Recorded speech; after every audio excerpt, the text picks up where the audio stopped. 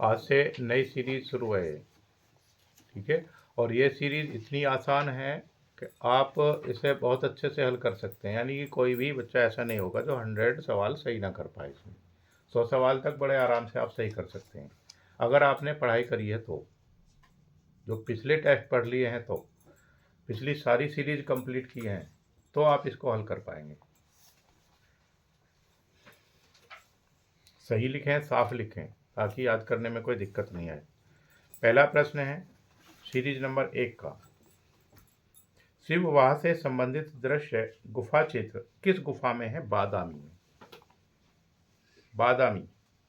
दूसरा है उस तत्व का नाम बताइए जिसके अभाव में चित्र रचना संभव नहीं है? धरातल। धरातल के बिना चित्र रचना संभव नहीं है।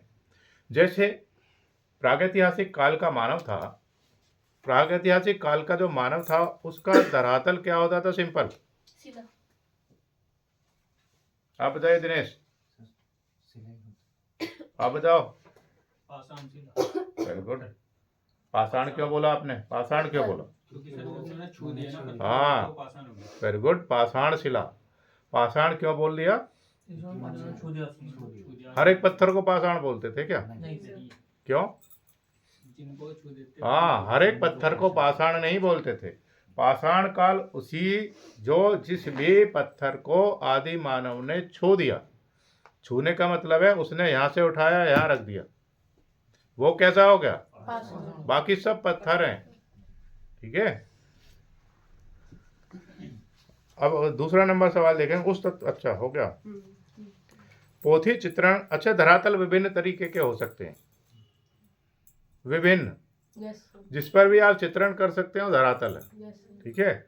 वो कुछ भी हो सकता है, प्राकृतिक भी हो सकता है, मानव निर्मित भी हो सकता है। जो प्रागैतिहासिक काल का मानव था वो जो चित्रण करता था किस पर करता? प्राकृतिक पर। हाँ, वो प्राकृतिक पर ही चित्रण करता था। उसका सीमांकन क्या था? सीमांकन नहीं था, नहीं सर। नापता नहीं था, नहीं सर। ऐसे ही बना देता था। Yes sir. बना कैसे देता था फिर वो? सर सीमांकन नहीं। कोई सीमांकन नहीं था। हाँ। जहाँ तक उसका कहीं भी मतलब कितना हाँ, जहाँ तक उसका मन करे वहां तक बनाए, यस सर। ठीक है। उसका कोई सीमांकन नहीं था, जहाँ मर्जी तक वह चित्र बना सकता था, जितना मर्जी बड़ा बना सकता था। एक छोटे से चित्र को बड़ा बना सकता था, बड़े चित्र को छोटा बना सकता था। वहाँ पर ना कोई अनुपात का नियम था, कुछ नहीं था, केवल उसके मन के भाव थे। हम के मन के भावों को उजागर करता था किस पर? शिलाओं पर, ठीक है। तीसरा नंबर का सवाल है पोथी चित्रण का प्रारंभ किस शैली से हुआ? पाल शैली से, 8वीं से 12वीं शताब्दी के बीच। पाल शैली से 8वीं से 12वीं शताब्दी के बीच।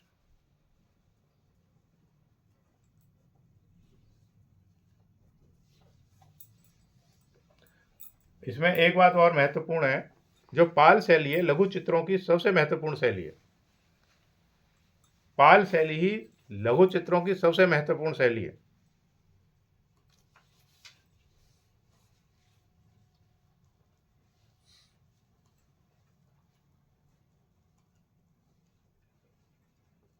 चौथा नंबर सवाल है अजंता की गुफा संख्या 1 का निर्माण काल क्या है? 2री शताब्दी से 1ली शताब्दी।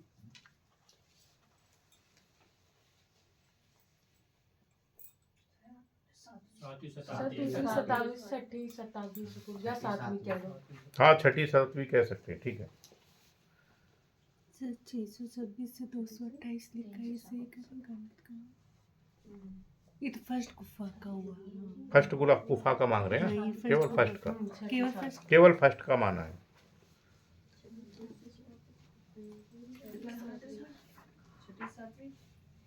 हाँ, जिसने 5वीं 6ठी लिखा उसका भी सही कर देंगे। नहीं, 8वीं 9वीं नहीं, 7 तक, केवल 7 तक जिसने लिखा उसको सही करेंगे।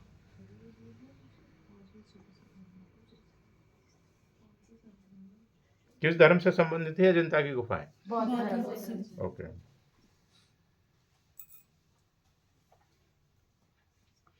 अगर 7वीं शताब्दी लिखा किसी ने तो उसका बिल्कुल ठीक करेंगे, ठीक है।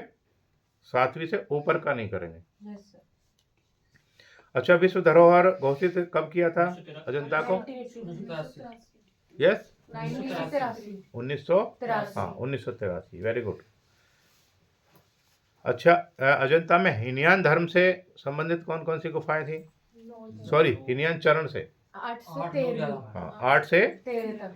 और 15 कौन सी है फिर? 15 ये तो सर 15 ये महायान में आ जाएगी। क्यों? 13 तक ही है ना, 8 से 13 तक। अच्छा, 8 9 11 15 भी हीनयान की ही है, अच्छा ठीक है। ठीक है सर। अब महायान चरण में कौन कौन सी थी? 1 से 8 तक की थी और 11 से 13 तक की थी, ठीक है। खोज किसने की थी? 24 में 1819 में। 24 में कौन थे 24 में? सर सेना के अधिकारी। हाँ हाँ, सेना के अधिकारी थे। आगे सवाल लिखिएगा। अच्छा, इससे संबंधित बहुत सारे सवाल आ चुके हैं पहले, ठीक है। बीच बीच में से किसी से कोई पूछते तो उसका जवाब देंगे वो। राजपूत शैली किसका सम्मिलित नाम है? राजस्थानी और पहाड़ी का। गुप्त काल की सर्वप्रमुख विशेषता है मंदिरों का निर्माण। गुप्त काल को क्या काल का, कौन सा काल कहा जाता? कला का स्वर्ण काल कहा जाता है गुप्त काल को। इंपॉर्टेंट सवाल है, पेपर में आता है। ईरानी शैली की एक विशेषता है क्या? रेखाएं। उदयगिरी की गुफाएं किस धर्म से संबंधित है? संबंधित कला को दर्शाती हैं, बौद्ध धर्म। वो उदयगिरी खंडगिरी की है। उदयगिरी की गुफाएं किस धर्म से संबंधित कला को दर्शाती हैं?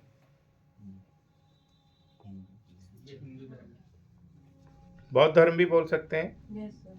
हिंदू धर्म भी बोल सकते हैं। पल्लव शासकों ने रथ वाले मंदिर किस स्थान पर बनाए? महाबलीपुरम। सत्येंद्रनाथ मजूमदार किस विद्यालय में चित्रकला विभाग के शिक्षक थे? इलाहाबाद विश्वविद्यालय में। अमृता शेरगिल के चित्रों में किस भावना की झलक दिखाई पड़ती है? विषाद की। अमृता शेरगिल कौन थी, कौन बताएंगे? आप बताइए। सर अमृता शेरगिल चित्रकार थी। बस, चित्रकार थी। नहीं सर, इन्होंने कौन थी? कहाँ से आई थी? कहाँ का विषय इनको अच्छा लगा चित्रण के लिए? सर भारत की भारत गरीबी। गरीबी। उनको यहाँ पर क्या था? विषय मिल गया, यस सर। ठीक है। कोई विशेष चित्र अमृता का? हल्दी पीस कुछ विशेष चित्र हैं जो पेपर में आते हैं। 3 कन्याएं हैं और हल्दी पीस थी। अच्छा, हल्दी पीसती किसका है? इन्हीं का अच्छा, अमृता का ही है, ठीक है। जो हमने 10 से बनी थी। अच्छा, और नववधु और वधु का श्रृंगार?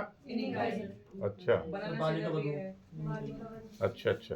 और दुल्हन? चलिए अच्छा सर दुल्हन राम कुमार सुधीर रंजन खास थी। अच्छा, ये पढ़ा रहे हैं, तब सब इसके हो गए। हाँ हाँ, दुल्हन राम कुमार का भी चित्र है। अवनींद्रनाथ टैगोर के प्रारंभिक कलागुरु थे इटालियन कलाकार गिल्हार्डी।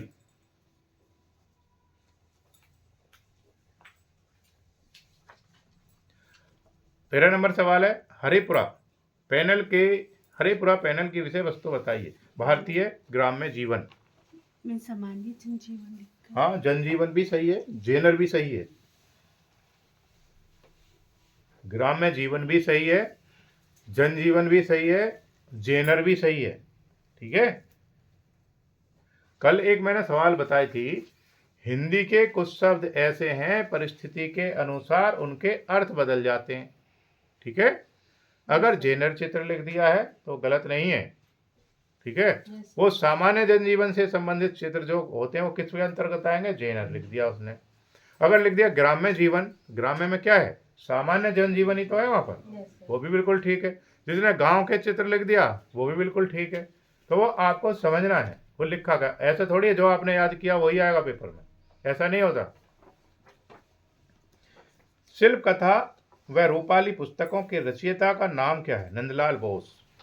भारतीय कलाकारों में किस कलाकार पर प्रभाववाद का प्रभाव है? रणवीर सिंह बिष्ट। मद्रास चोलमंडल क्या है? कलाकारों का गांव है। इंपॉर्टेंट सवाल है। किस कलाकार ने चोलमंडल की स्थापना करने में सर्वाधिक योगदान दिया? केसीएस पानिक्कर ने। इंपॉर्टेंट सवाल है। पाकिस्तान से आए विस्थापित कलाकार किस संस्था से जुड़े? दिल्ली शिल्पी चक्र से जुड़े। इंपॉर्टेंट सवाल है। पैग के सचिव का नाम बताइए। FN सूजा। पैग क्या है? रचना बताइए पैग के बारे में। आप बताइए पूनम। सर कलाकारों का एक ग्रुप है। चलिए दीपा आप बताइए। Sir peg progressive artist group है जिसकी स्थापना 1947 से 48 में क्या कहते हैं सूजा, आरा और रजा और MF हुसैन आगे गायतों की ठीक है, मिलकर की थी। ठीक है, बस इतना काफी है। उस ग्रुप का नाम बताइए जिसकी पहली और अंतिम प्रदर्शनी 1963 में हुई। ग्रुप 1890। कितने कलाकार थे इसमें? 12। हाँ, 12 कलाकार थे। Very good. कहाँ पर हुई थी? रविंद्र भवन दिल्ली। ये पांडे के मकान में। किसका मकान था 1890? महेंद्र पांड्या को। क्या नाम था? सर कुछ पांड्या करके हाँ, है। पांड्या करके था। महेंद्र पांड्या।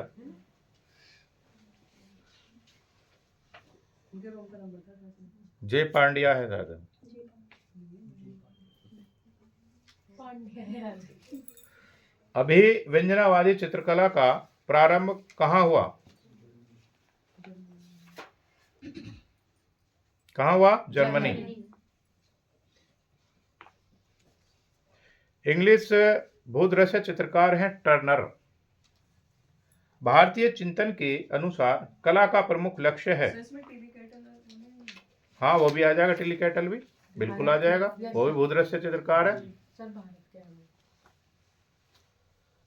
लेकिन उसने पूछा इंग्लिश। ठीक है, ठीक है, वो भी आप भी ठीक बोल रहे हैं। भारतीय चिंतन के अनुसार कला का प्रमुख लक्ष्य है हृदय स्पर्शी आनंद प्रदान करना। मैंने सिर्फ आनंद लिखा। भावना लिखा तो अभी ठीक है। नाट्य शास्त्र में भरत मुनि ने कितने भावों का वर्णन किया है? 49 भावों का। 8 स्थायी भावों का, जिसमें 33 संचारी भाव हैं और 8 सात्विक भाव हैं, और टोटल भाग हैं 36। ठीक है, नाट्य शास्त्र के जो टोटल भाग हैं वो कितने हैं? 36 अध्याय।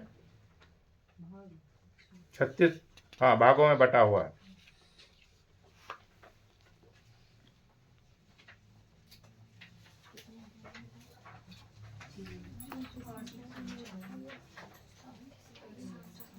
जैसे स्थायी भाव कौन से होते हैं? जैसे रति है, हास है, शोक है, क्रोध है, उत्साह है, भय है, जुगुप्सा है, विस्मय है। ये सब क्या है? स्थायी भाव है। जैसे रति है, रति में क्या है? श्रृंगार रस का भाव है ये। श्रृंगार रस का भाव है, यानी कि मनचाही वस्तु को प्राप्त करने की इच्छा करना, प्रेम करना, आलिंगन करना, चुंबन करना, आकर्षण करना, सभी रति के अंतर्गत आते हैं। और हास में क्या आएगा? जिसको देख करके हृदय में हंसी का भाव उत्पन्न हो जाए, वो हास आएगा उसमें। क्रोध कहाँ आएगा?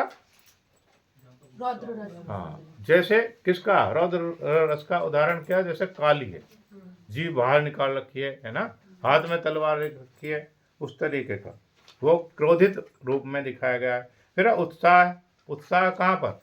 जैसे महाराणा प्रताप हैं, उत्साहित हैं, युद्ध के लिए जाते हुए सैनिक हैं। महारानी लक्ष्मीबाई का चित्र है। फिर भय किसी चीज को देख करके डर जाना। जुगुप्सा किसे कहेंगे? मन को है।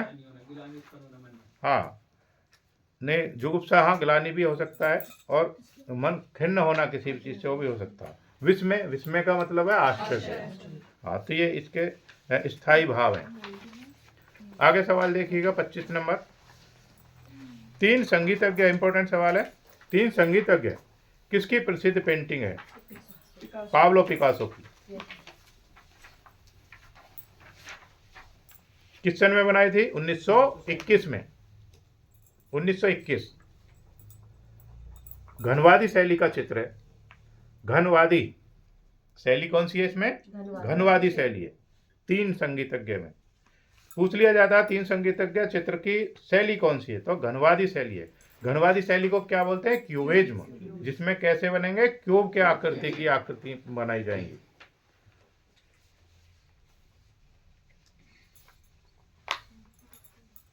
कहां पर है अब इस समय ये पेंटिंग? न्यूयॉर्क के म्यूजियम में। न्यूयॉर्क के म्यूजियम में है, museum of modern art, museum of modern art में रखी हुई है।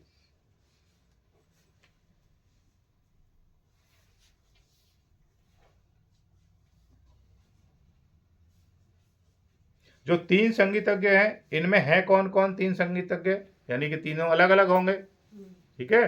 तो जो पहला है वो है क्लैरिनेट वादक। क्लैरिनेट वादक पहला, जो इसमें 3 संगीतज्ञ बोले हैं ना, हाँ, तो पहला जो है वो है क्लैरिनेट वादक। दूसरा है गिटार वादक। दूसरा कौन है? गिटार वादक। और तीसरा है गीतकार।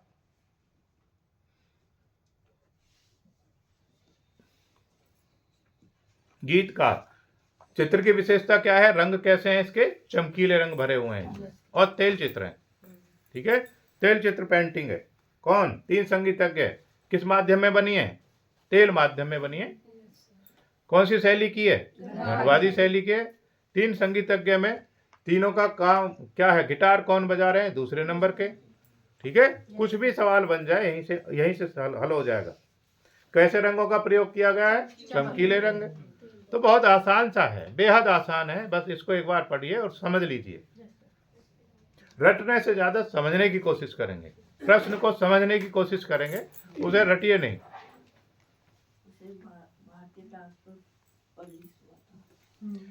कपड़े पर चित्रित चित्रकला का मुख्य स्थल है उदयपुर। जिसने राजस्थान लिखा ठीक कर दे, द्वारा लिखा है। कोई बात नहीं, अभी बोल देते हैं। और नाथद्वारा नहीं, उदयपुर राजस्थान। दूसरे नंबर पर उड़ीसा, फिर आंध्र प्रदेश, फिर नेपाल। ये मुख्य स्थल है। चांद को देखकर भौंकता हुआ कुत्ता किस चित्रकार की कृति है? हाँ, जॉन मीरो। John Miro.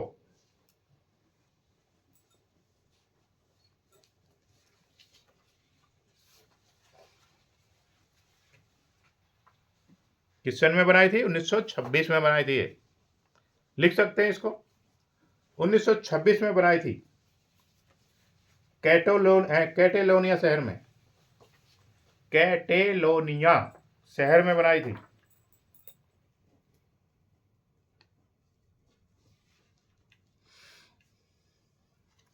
अट्ठाईस नंबर सवाल है, किसी भी वस्तु अथवा आकृति का माप स्वतंत्र रूप से कहलाता है?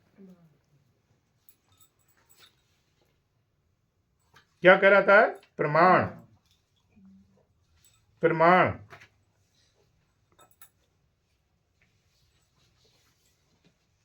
अच्छा, प्रमाण कितने तरीके से होते हैं? प्रत्यक्ष, अनुमान और उपमान। प्रत्यक्ष, अनुमान और उपमान। और चौथा है शब्द। प्रमाण मापने के तरीके हैं 4: प्रत्यक्ष, अनुमान, उपमान और शब्द।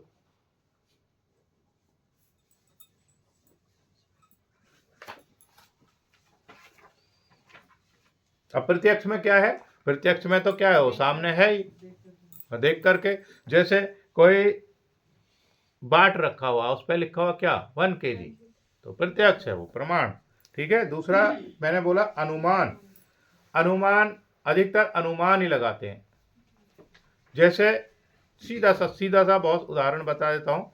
जैसे मान लिया मैं कोई व्यक्ति अच्छे कपड़े पहन करके खड़ा है, तो उसे कहीं दावत में जा रहा, अनुमान लगाना है ना।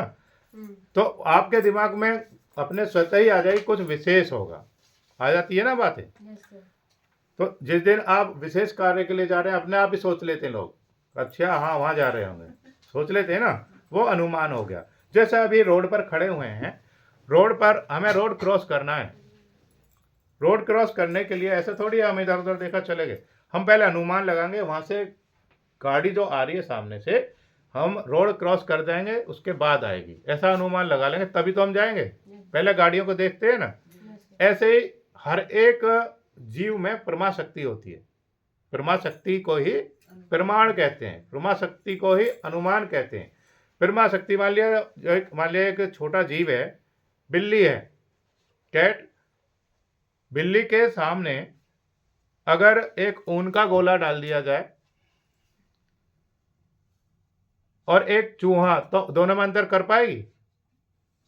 कर पाएगी? वो कर लेगी, उसको पता, अनुमान है उसका, वो अनुमान लगा ले। तो हर एक जीव जंतु में क्या है, प्रमा होती है।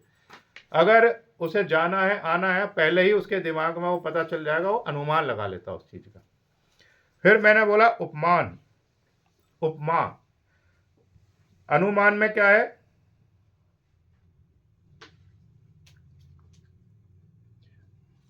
इसमें शब्द लिखे हो ए, ने, उ, में, आ, ने, यही तो है। ऐसे क्या हो गया, अपने, नू के अनुसार हो गया अनुसार, मान का अनुसार मान लिया, यानी अपने अनुसार मान लिया, वो क्या है, वो है अनुमान।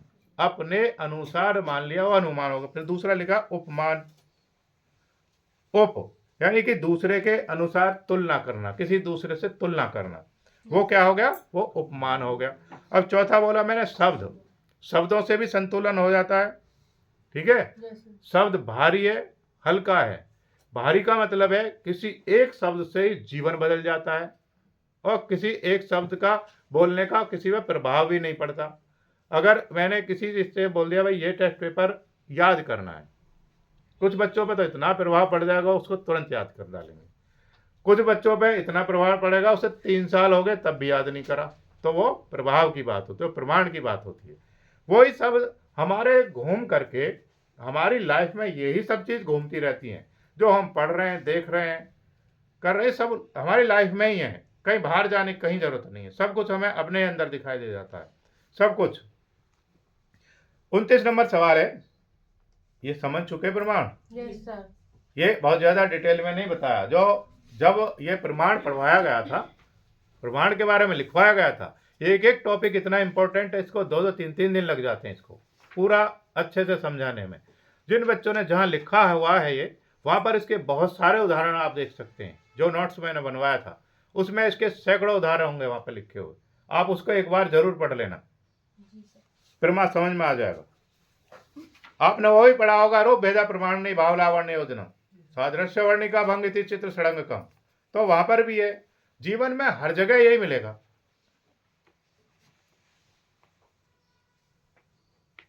जब कपड़े खरीदने जाते हैं तो क्या पता, तो प्रमा शक्ति तो बताती है अच्छा बुराया, ऐसे ही बोल देते भाई कपड़े दे तो ले और चले आए, है ना प्रमा।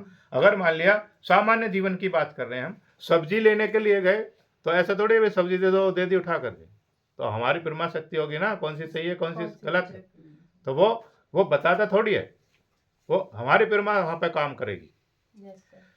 समान अथवा सामंजस्यपूर्ण, अगर उसके बताने से लिए तो फिर तो सारी चीजें बिक जाएंगी, ठीक है। तो हमारी प्रमा वहां पे काम करती है, हमें खरीदना क्या है, हमारे लिए क्या बेस्ट है।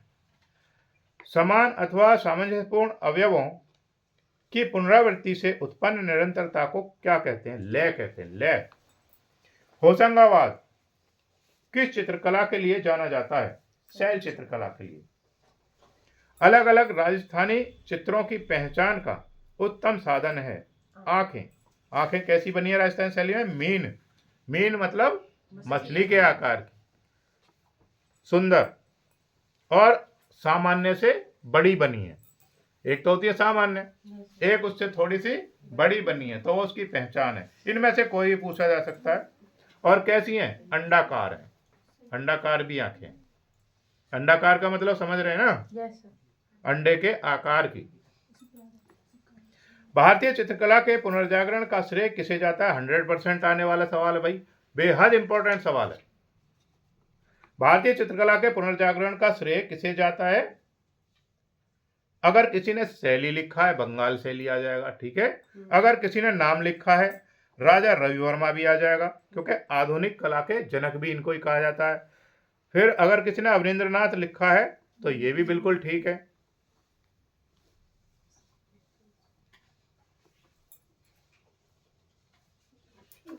अगर किसी ने कोलकाता शैली लिखा हुआ है तो ये भी ठीक है, ठीक है।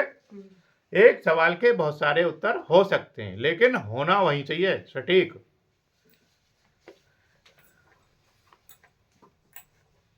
राजा रवि वर्मा किस प्रकार के चित्रों के लिए जाने जाते हैं? पौराणिक चित्रों के लिए। पौराणिक पौराणिक के बारे में कौन बताना चाहते हैं बच्चे? सर देवी देवताओं से सही बोल रही है। पुराणों से संबंधित जो चित्र बने हैं उनको पौराणिक कहते हैं। और पुराणों में जो कथाएं हैं वो कैसी हैं? काल्पनिक कथाएं। काल्पनिक क्यों है? क्योंकि पुराण के अनुसार मान लिया किसी व्यक्ति का किसी धर्म से संबंधित नहीं है ये, ठीक है। तो उसमें क्या है, किसी व्यक्ति के सिर पर क्या है? हाथी का सिर है। किसी व्यक्ति के सिर पर क्या है? जैसे मैंने इसमें पढ़ाया था ना, एक स्फंक्स की मूर्ति पढ़ाई थी मैंने, उसमें क्या है? शेर के ऊपर क्या है? चेहरा। इंसान का। हाँ, इंसान का चेहरा लगा हुआ है, व्यक्ति का चेहरा लगा हुआ। ऐसे आपने देखे नहीं है? किसी के ऊपर किसी का सिर है, किसी को वैसा क्या है वो, उनसे पता चलता है कि वो कैसे हैं, वो काल्पनिक है। ऐसा होना संभव नहीं है। वो जैसे हमने कल्पना करी वो वैसा उसने चित्र बना दिया। तो पौराणिक में क्या आएंगे? इस तरीके के चित्र आएंगे। और ऐतिहासिक में कौन से चित्र आएंगे? फिर जो इतिहास से संबंधित है, उनकी घटनाओं से संबंधित। एक ऐतिहासिक चित्र का नाम बताओ चलो। महाराणा प्रताप और महारानी लक्ष्मीबाई, ये कैसे हो गए? ऐतिहासिक हो गए। और इतिहास से भी संबंधित साथ साथ क्या हो गए? कौन सा रस है इनमें? वीर रस से संबंधित हो गए। अब जितने भी भगवान हैं, देवी देवता हैं, उनकी उत्पत्ति राजा रवि वर्मा के विचारों से ही हुई है। जो भी उन्होंने इस तरीके से चित्र बना दिए देवी देवताओं के, वो घर घर में टंगे थे। तो वहीं से उत्पत्ति मानी आप इन सब। यस। मैं कह रही सर जी, हमने तैलचित्रण ली थी बच्चे को। किस में? ये राजा रवि वर्मा। राजा रवि वर्मा किस प्रकार के चित्रों के लिए? हाँ, वो भी ठीक है, तेल चित्रण। लेकिन पौराणिक पूछ रहा है, ठीक है। तेल चित्रण भी लिखा है, उसके सामने पौराणिक लिख दीजिए। अमृता शेरगिल पर भारत आगमन पर किन चित्रों का प्रभाव पड़ा? अजंता के चित्रों का पड़ा। के हैबर के अंतिम दिनों की चित्रशैली क्या थी? रेखात्मक शैली थी। हरिपुरा कांग्रेस अधिवेशन के पंडाल को किसने सजाया? हरिपुरा कहाँ है? गुजरात में है।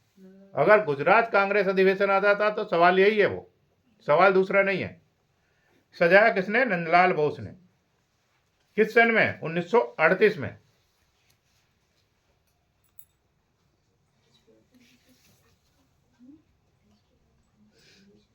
और कांग्रेस का कौन से नंबर का अधिवेशन था ये? 51वें नंबर का अधिवेशन था। 51वें अधिवेशन था ये यहाँ पर कांग्रेस का।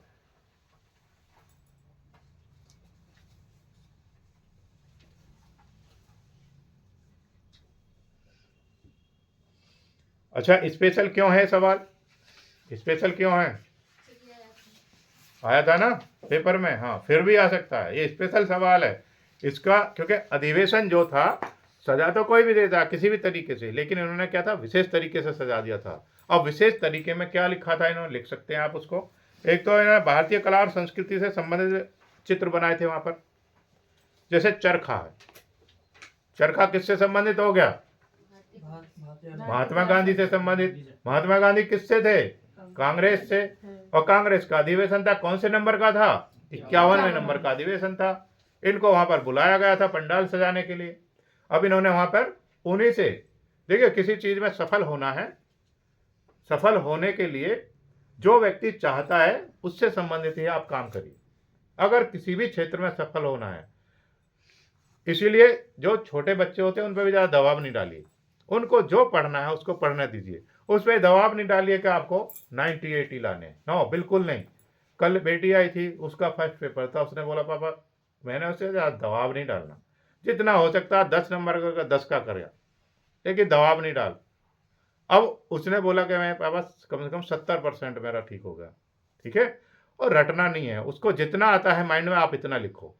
आप उससे खुश रहने चाहिए, प्रसन्न रहने चाहिए। अगर आप क्लास में बैठे हैं तो सबसे पहला काम क्या, खुश रहिए, प्रसन्न रहिए, तभी मेरी बात आप तक पहुंच पाएंगी। जब आपका माइंड पहले से ही सड़ा हुआ है, भाई माइंड में बहुत सारी चीज़ें पहले से ही घुसी हुई हैं, उसमें जगह ही नहीं है, स्पेस तुमने बना नहीं रखा, तो बातें कहाँ से समझ में आएंगी। बातों को जानने के लिए क्या चाहिए, स्पेस चाहिए।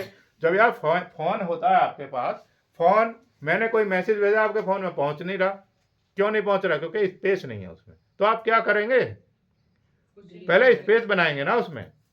क्यों मैंने तो इंपॉर्टेंट सवाल भेजा आपको, और आपके फोन में स्पेस नहीं है, तो आपको ना चाहते हुए भी वो मैसेज, वो वीडियो डिलीट करनी पड़ेंगी उसमें से, जिसको आप चाहते नहीं है, लेकिन क्योंकि मैंने बेहद इंपॉर्टेंट चीज़ आपको भेज दी है, तो आपके पास कोई ऑप्शन नहीं है, उसको डिलीट करेंगे, फिर मेरी बात उसमें आएगी। तो जीवन में वो सारी बातें डिलीट कर दीजिए जो आपको परेशान करती हैं। जीवन की वो सारी बातें पहले डिलीट करिए जो आपको परेशान करें। जब तक उनको नहीं हटाएंगे तब तक मेरी बात समझ में आएगी नहीं। दूसरे के लिए स्पेस बनाएंगे तो पहले को जाना पड़ता है। अगर एक व्यक्ति नहीं मरेगा तो दूसरे का जन्म नहीं होगा। जैसे एक पौधा है, उसको मैंने एक पौधे की कलम ला करके लगाई, अभी भी लगी हुई है, पिछले 2 साल हो गए उसे। पौधे की कलम लगाई, उस कलम में से एक अंकुर फूटा। अब उस एक अंकुर फूटने के बाद जब मैंने वो कलम लगाई थी तो उसमें जान थी, तभी तो अंकुर फूटेगा उसमें।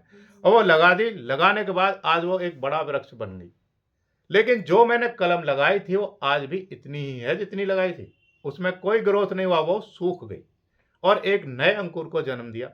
इसी प्रकार से दिमाग होता है, जब तक आप उसमें स्पेस नहीं बनाएंगे, पुरानी चीज़ों को नहीं हटाएंगे, नई चीज़ों के लिए स्थान नहीं बनाएंगे, कोई भी उसमें चीज़ नहीं घुसेगी। भाई गंदगी में कौन जाना चाहेगा, कोई जाना चाहेगा? तुम्हें पता है यहाँ गंदगी पड़ी है, फिर भी उसमें घुसेंगे आप? नहीं घुसेंगे। हाँ, तो वो दिमाग की गंदगी पहले हटाइए, तब नई चीज सीखी जा सकती है। किसी को बात बुरी लगे तो उसके लिए सॉरी है। अच्छा, किसी को उद्देश्य नहीं है, किसी के लिए स्पेशल नहीं बोल रहे हैं। कौन सा सवाल चलेगा? 37। ओके।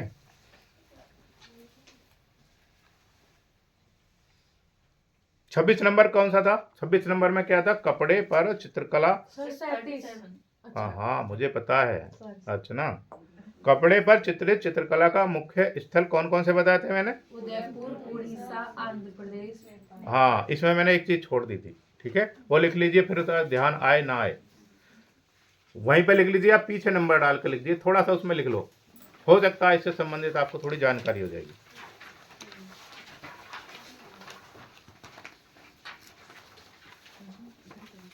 मैंने सबसे पहले लिखवाया हुआ था उदयपुर राजस्थान, ठीक है, इसमें लिख लीजिए उदयपुर राजस्थान में फड़ पेंटिंग बनाई जाती है। ये इंपॉर्टेंट भी है और इसी समय लिख भी लीजिए, अब दिमाग में आ भी गई।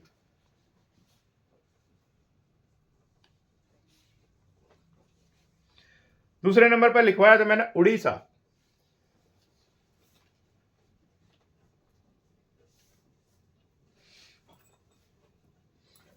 उड़ीसा में पटचित्र बनाए जाते हैं, वो भी कपड़े पर पटचित्र। अब सवाल आ जाए, उड़ीसा किस से संबंधित है? पटचित्र से। पटचित्र कहाँ बनाए जाते हैं? और उसमें उड़ीसा ऑप्शन है तो फिर उड़ीसा ठीक कर देंगे उसमें। फिर मैंने लिखवाया आंध्र प्रदेश। फास्ट तो नहीं बोल रहे? नहीं सर। ओके, अच्छे बच्चे हैं, अच्छे से लिख लेते हैं। तेज कहते हैं तो तेज भी लिख देते हैं। आंध्र प्रदेश में श्री कालहस्ती और मछलीपट्टनम सुना होगा। मछलीपट्टनम में कलमकारी का कार्य होता है।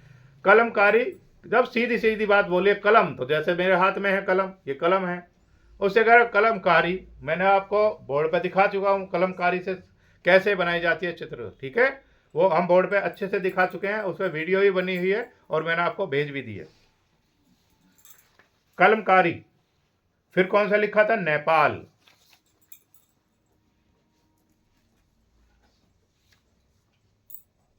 नेपाल में कौन से बनते? थांका, थे आ अंकी बिंदी और के आका, थांका है, हाँ थांका। थांका चित्र क्या है? तिब्बती संस्कृति की मिसाल है, तिब्बती संस्कृति की मिसाल है।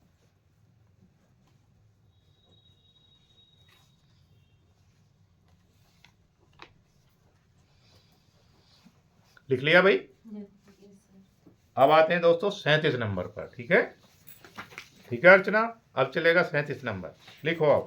भारत के एकमात्र कलाकार जिनके चित्र पिकासो के साथ प्रदर्शित हुए थे, कौन है? मकबूल फिदा हुसैन। बेहद इंपॉर्टेंट है, बेहद इंपॉर्टेंट सवाल है।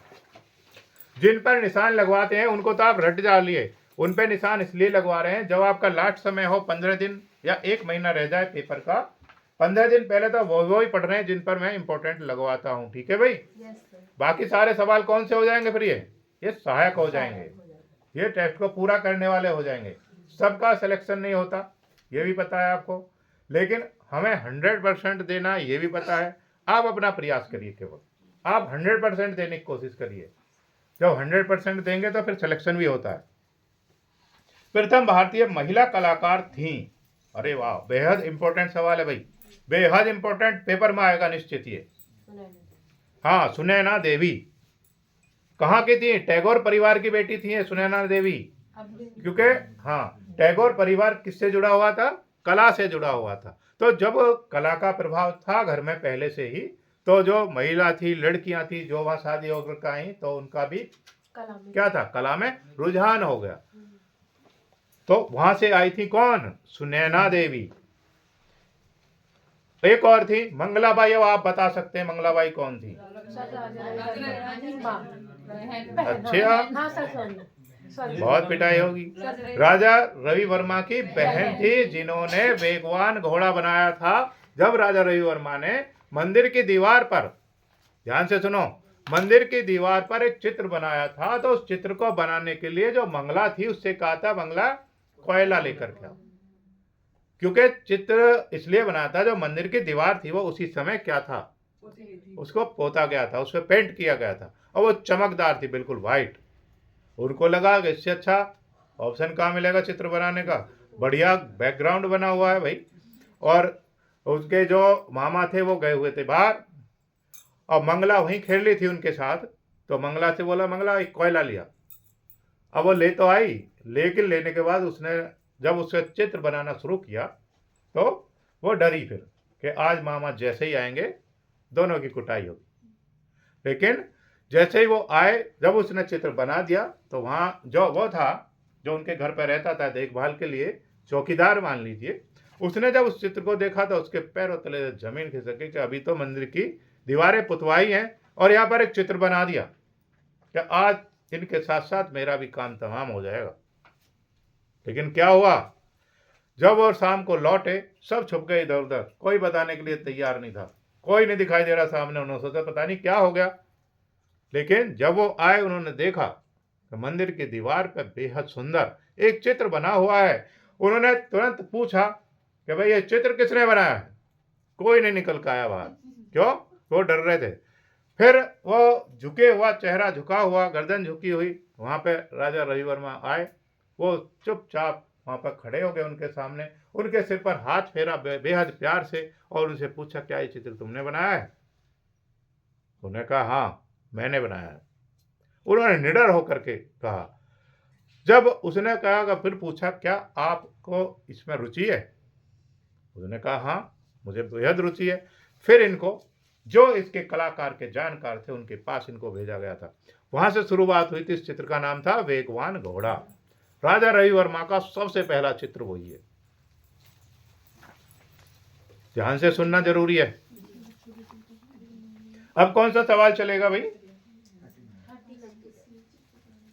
अच्छा, जो मंगलाबाई थी वो कौन सी सदी की थी? 19वीं सदी की थी। ठीक है, हाँ।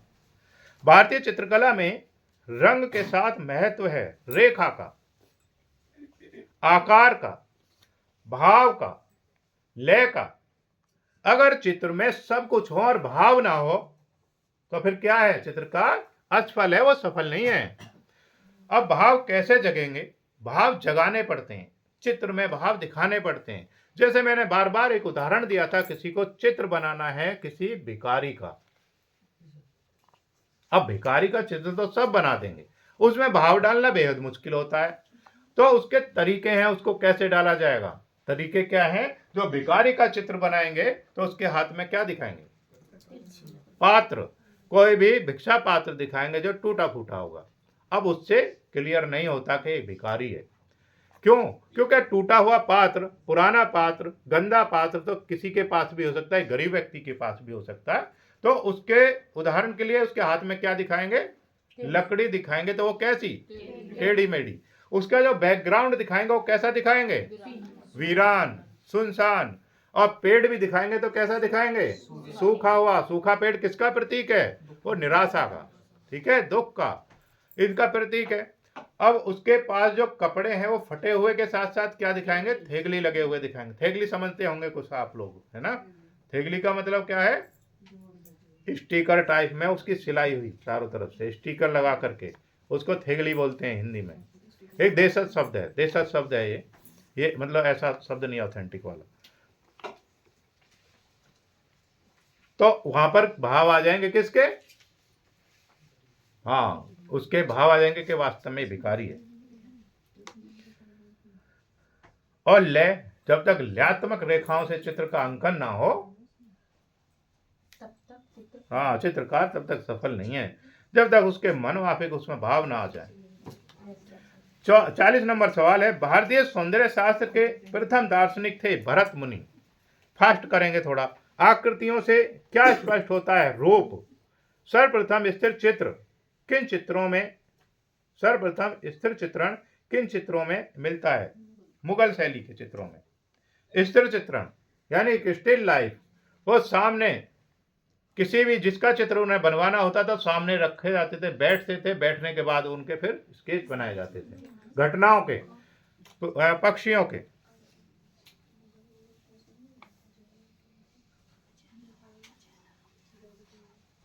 दृश्य चित्रण में परिप्रेक्ष्य से क्या स्पष्ट होता है, वस्तु की स्थिति स्पष्ट होती है। एक मकान का अंकन परिप्रेक्ष्य के सिद्धांत के अनुसार क्या है, रेखीय परिप्रेक्ष्य है। एक सफल शैक्षणिक पाठ्यक्रम में किसका महत्व है, कला का महत्व है।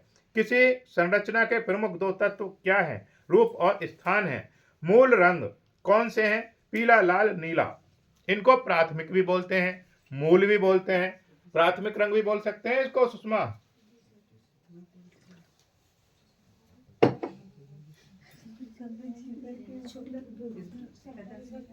पीला, लाल, नीला, इनको प्राथमिक रंग भी बोलेंगे।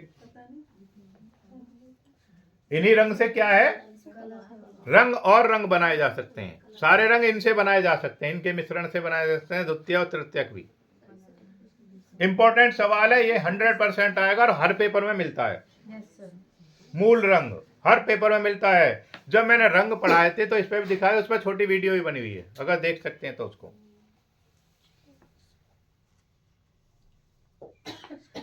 48 नंबर सवाल है, शिकार के चित्र किस शैली में सबसे अधिक बने हैं। कौन सी शैली में बने भाई, कोटा या राजस्थानी। अरे वाह, वेरी गुड, हाँ, राजस्थानी कोटा लिख लीजिए। मुगल में भी करवाया था, हाँ, मुगल में भी हुआ है कुछ काम, लेकिन वो कह रहा सबसे अधिक। किसके, ये मुगल दूसरे नंबर पे लिखेंगे, पहले पे कभी नहीं लिखेंगे इसको। आप सही बोल रहे हैं, लेकिन पहला पूछा, उसने पूछा है किस शैली में सबसे अधिक हुआ है, तो अधिक में क्या आएगा, कोटा, राजस्थान। अगर कोटा ना आता राजस्थान भी दे देते हैं कई बार। फिर लिखा है, किसके दरबार में अबुल हसन ने ईसाई विषयों के चित्र बनाए थे। भाई इंपॉर्टेंट सवाल है। जब आपको देखो वहां पे घुमाने के लिए ले गए थे फतेहपुर सीकरी, तो उसमें एक स्थान दिखाया था जिसमें हिंदू, मुस्लिम, सिख, ईसाई सभी से संबंधित चित्रकारी थी। जब वहां पे लेके गए थे टूर, तो सब बच्चों को दिखा दिया था। उससे संबंधित एक सवाल बनता है, इसलिए वो दिखाया जाता है। अब उसमें क्यों, क्योंकि इन्होंने कौन सा धर्म चलाया था, अकबर ने, दीन इलाही, यानी सभी धर्मों का सम्मान करते थे अकबर। तो ये सवाल वहीं से है, इसने इसलिए बोला है यहाँ पर, किसके दरबार में अबुल हसन ने ईसाई विषयों के चित्र बनाए। अब अबुल हसन अपनी इच्छा से तो नहीं बना देगा, कोई भी बना देगा या चित्रकार को जो बात कही जाती थी उससे संबंधित क्या होता था, चित्र बनाते थे। जो विषय उनको दिया जाता था उससे संबंधित चित्र बनाते थे। एक मैंने चित्र के, जहांगीर आएगा, हाँ पहले सुन लो ऐसा पूरा भी, फिर उसके बाद बताना। जो एक मैंने चित्र के बारे में पढ़ा था, मैडोना, जो जहांगीर ने हाथ में ले रखा है, एक चित्र दिखाया था बोर्ड पर, याद होगा आपको। वो हाथ में ऐसे ले रखा है जहांगीर ने, वो किसका चित्र ले रखा है, मैरी मैडोना। अब एक तो वो चित्र है, उससे क्या पता चलता है कि मुगल काल में ईसाई धर्म से संबंधित चित्र बने हैं। भाई तभी तो हाथ में ले रखा है उसने, चित्र तो बने होंगे। अब वो शुरुआत कहाँ से हुई, तो हो सकता है अकबर ने शुरुआत कर दी। अब लिखिए इसमें थोड़ा सा, भाई लिख लीजिए।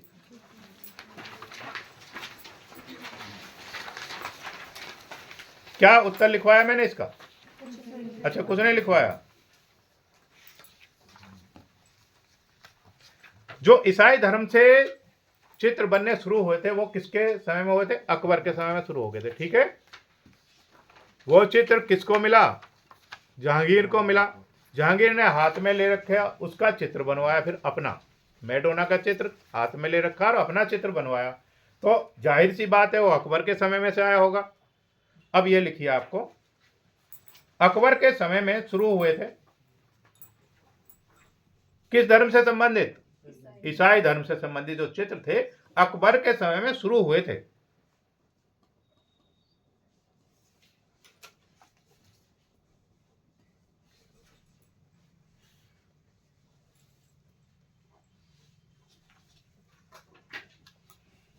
लिखिए, अकबर को ईसाई मिशनरियों ने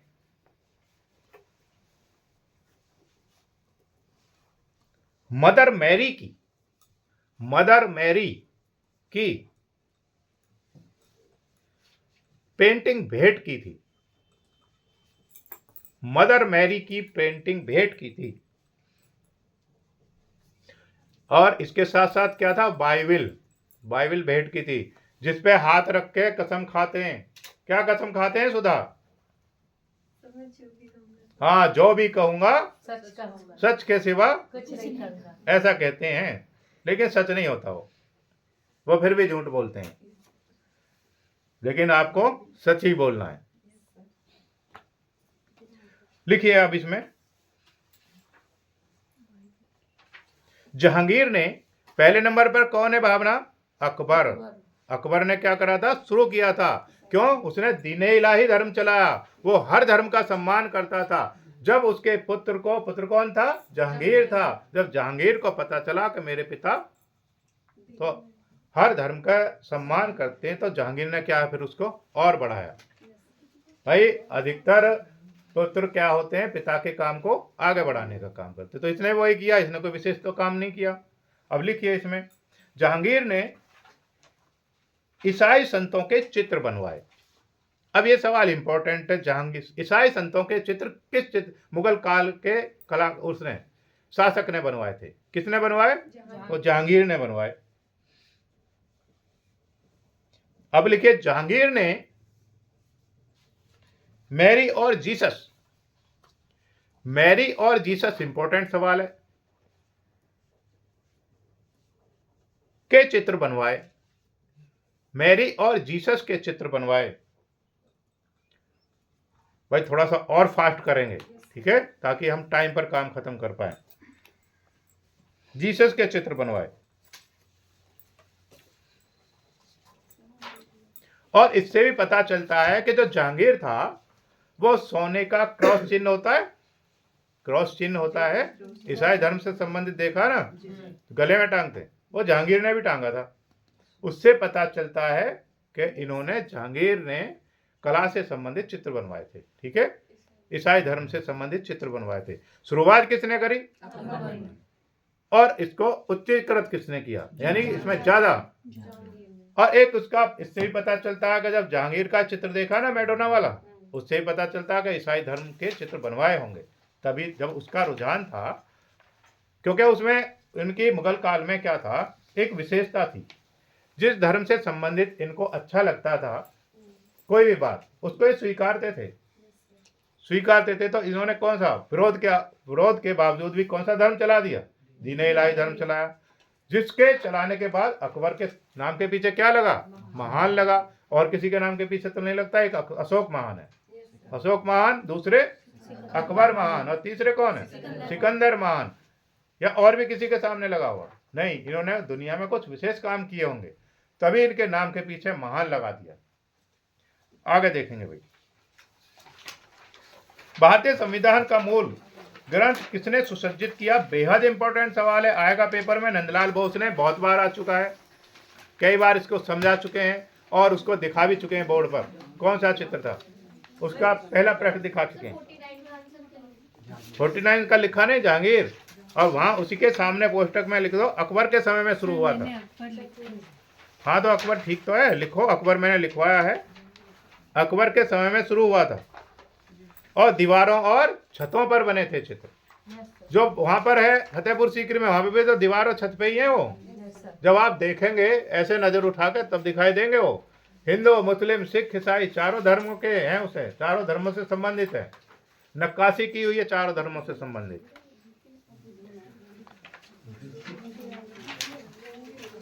51 नंबर सवाल है, सशक्त रेखांकन के लिए प्रसिद्ध चित्रकार कौन है, के हैबर।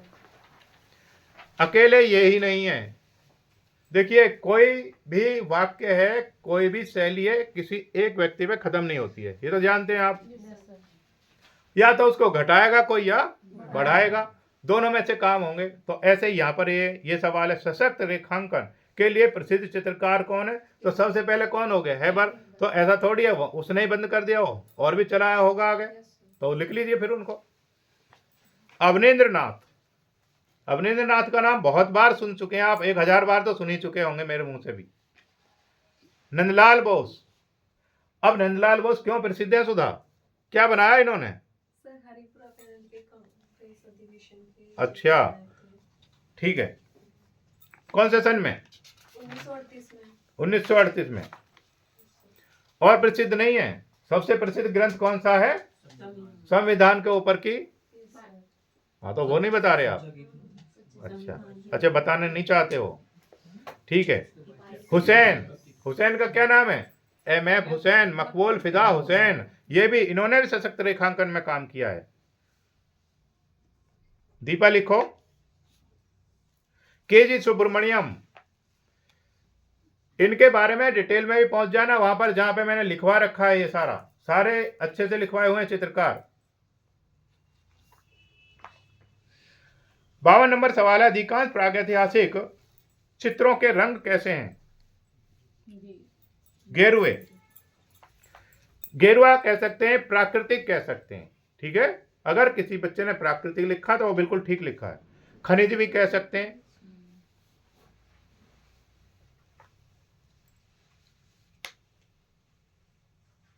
अच्छा खनिज रंग कौन कौन से थे, गेरुआ था, लाल था, पीला था, काला था और सफेद था, ठीक है। लिखना चाहो तो लिख सकते हैं। गेरू, लाल, पीला, काला, सफेद, ये कैसे रंग थे उस समय, खनिज रंग थे। किस समय में, प्रागैतिहासिक काल के समय में। अब इसमें थोड़ा सा लिख लीजिए, पीछे चले जाइए, बैक में चले जाइए थोड़ा, क्योंकि थोड़ा सा ये लिख लीजिए, इसमें अच्छा सवाल है और एक सवाल यहां से बनेगा, एक सवाल 100% यहीं से आएगा। हाँ लिखो सुधा, लाल रंग लिखिएगा, लिखिएगा। प्रागैतिहासिक काल में लाल रंग हेमेटाइट खनिज से बनता था, अब इसीलिए क्या लिखवाया था, खनिज रंग लिखवाया था मैंने, हेमेटाइट। ये पूछ लिया जाता है प्रागैतिहासिक काल में लाल रंग किससे प्राप्त किया जाता था, वह खनिज नहीं दिया उसने। अब उसने खनिज नहीं दिया, अब खनिज नहीं दिया तो इसका नाम देगा, फिर खनिज का क्या देगा, हेमेटाइट से, ठीक है। तो हेमेटाइट पे निशान लगा देंगे, खनिज दिया तो खनिज पे निशान लगा देंगे। दूसरा लिखिए, पीला रंग शॉर्ट में लिख लीजिए, समझ जाएंगे इतना तो। पीला रंग गेरू व पेवड़ी से। गेरू देखा होगा आपने, कैसा हुआ, खनिज। यस, गिर तो लाल होता हाँ गेरू, गेरू लाल होता है। Yes, sir. अच्छा, है, पीले रंग की पेवड़ी। गेरू से भी बनाया जा सकता है और पेवड़ी से भी बनाया जा सकता है, लिख लो उसको। आपने चूंकि लाल ही देखा है इसलिए आपके दिमाग में वही बसा हुआ है, Yes, sir. ठीक है। जैसे मिट्टी होती है, मिट्टी के कई सारे कलर होते हैं, तो ये क्या गेरू, मिट्टी तो है ये। अरे भाई मिट्टी है। अब मिट्टी तुमने देखा, पढ़ा नहीं है, काली मिट्टी, पीली मिट्टी, दोमट मिट्टी, लाल मिट्टी, पढ़ी है? तो क्या है, मिट्टी है ना। अब तुम ये कहोगे मिट्टी तो जी काली होती है सर, नहीं सर फिर हाँ, तो इससे बनाया जा सकता। Yes, sir. अब लिखिए काला रंग कोयला, कोयला। चूना रंग, सॉरी सफेद रंग चूना या खड़िया से। अब खड़िया क्या है, खड़िया मिट्टी तो है। Yes, sir. अरे भाई खनिज है वो। Yes, sir. अब तुम कहोगे मिट्टी तो नहीं होती थी सफेद, वो सफेद हो सकती है। अब लिखो हरा रंग, पौधे की पत्तियों से भी कर लेते थे, और यह हर्रा फल था। हर्रा, हरा नहीं, हर्रा है, रे रे आ, हर्रा, हाँ, टेराबल्टी ग्रीन, इससे प्राप्त किया जा सकता था। अब क्या होता था मधु, इन सब को इकट्ठा करते थे, पीसते थे, पीसने के बाद पेड़ पौधों से मिला हुआ रस था, उनका जो रस निकालते थे उसमें मिला देते थे, उसमें गोंद मिला लेते थे, ठीक है। इन सब को मिला करके, मिलाने के लिए भी क्या था, पात्र था एक, क्या, सर जानवरों की हाँ, हड्डी भी कौन सी थी, जानवर के पुट्ठे की हड्डी थी। और बर्तन तो थे नहीं भाई। अब उसमें क्या था, जानवर को मार के लाए, जो उनके काम की चीजें थी उनको निकाल के रख लेते थे, वो हड्डियां थी काम की। अब उन्होंने देखा ये पुट्ठे की हड्डी है तो बहुत बढ़िया भाई, तो रंग घोलने के काम में ले ली, चलो ठीक है, रंग घोलने के काम आएगी। तो उसमें ऐसे काम करते थे, किसी भी चीज को बर्बाद नहीं करते थे। अब अभी भी है ऐसा, प्रागैतिहासिक काल से चला आ रहा दिमाग तो वही है, विकसित ही तो हुआ है भाई, प्रोग्रेस की है ना उसने। तब कैसा दिमाग था, उससे थोड़ा थोड़ा थोड़ा थोड़ा बढ़ते हुए आ गया। अभी भी अगर घर में कोई चीज बेकार है, उसे फेंकने से नहीं, ये तो उसमें काम आ जाएगी। मान लिया ब्रश ही है, टूथ ब्रश है, अब ब्रश कर रहे हैं, वो खराब हो गया, समझ लो नाड़ा डालने का काम आ जाएगा, करते थे ना। हाँ, तो उसको, वो दिमाग तो वही है, हम कोशिश करते हैं कि वो किसी ना किसी चीज में काम आ जाए। तो वैसे ही इन्होंने कौन सी गलती की, इन्होंने भी सही किया ना। जो पुट्ठे की हड्डी थी उसका मांस खा लिया, हड्डी बची, हड्डी किसके काम आ रही है वो, हाँ, तो वो पूछ लेता है रंग मिलाने के लिए किस पात्र का प्रयोग किया गया है, ठीक है। तो ये सवाल इंपॉर्टेंट, अच्छा है। अब यहां से एक सवाल आता है निश्चित, अब आगे देखेंगे कौन सा सवाल चलेगा। 52 लेपुस है, कौन सा, लिख लो, चलो नीला भी लिख लो भाई। हाँ, वो नहीं लिखवाया तो याद भी दिलवा दिया। लिखो नीला रंग लेपिस लाजुली खनिज से, लेपिस लाजुली खनिज से बनाया जाता था। बता दिया करो सरोज, अगर कैसे भूल जाए तो।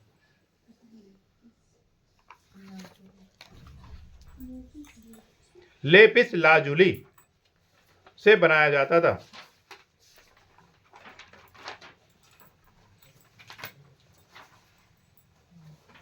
अब और लिखो, अब यहां पे, अब तुम, अब बता ही दिया था तुमने। लिखो प्रागैतिहासिक काल में प्राथमिक रंग, प्रागैतिहासिक काल में लाल रंग, प्रागैतिहासिक काल में लाल रंग जीवन और ऊर्जा का प्रतीक माना जाता था। जीवन और ऊर्जा का प्रतीक माना जाता था। भाई वाह सरोज, आपने याद दिलवाया, बहुत अच्छा किया। यहां सवाल इंपॉर्टेंट था ये। प्रागैतिहासिक काल में काला रंग मृत्यु, जीवन और ऊर्जा का प्रतीक था। अब लिखवा रहे हैं काला रंग मृत्यु व अज्ञान का प्रतीक था।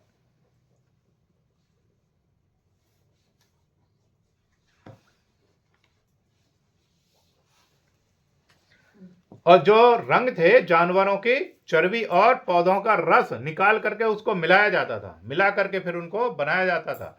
उसमें स्थायी करने के लिए फिक्सेटिव मिलाया जाता। फिक्सेटिव क्या था उस समय, पौधों का गोंद था, पौधों का रस था, जो गोंद मिलता था उसको फिक्सेटिव का काम करते थे।